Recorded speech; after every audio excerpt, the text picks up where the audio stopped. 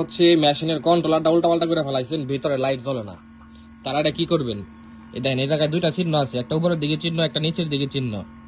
উপরের দিকে চিহ্ন একটা টিভি দিলে লাভ পারবো, যখন লাভ পারবো এখন এটা কন্ট্রোল করার লিগে আমাকে ওই জায়গায় রাখতে হইব, সেট করার লিগে 37.3।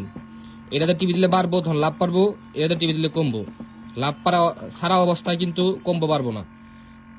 আমরা টিভিটা ধরে রাখছি, এটা নিয়ে আমরা 37.3 এই প্রথম বাটন সেট করতেছি, কিন্তু প্রথম বাটন টিভি দেওয়ার পর লাভ পারতেছি, এখন লাভ পারতেছি, মানে প্রথম বাটনে সেট হইতেছি।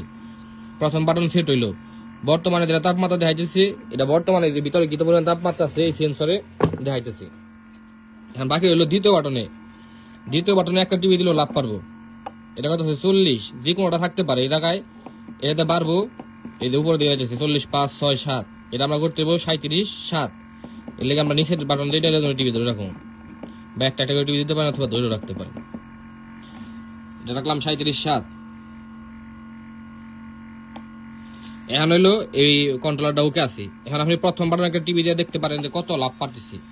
37.3 লাভ পারতেছি, তার মানে এটা সেটিং ঠিক আছে। এখন প্রথম বাটন লাভ পাইয়া দেখাই থেকে লগা বন্ধ হয়েছে। এখন আবার দেখুন দ্বিতীয় বাটন কত আছে।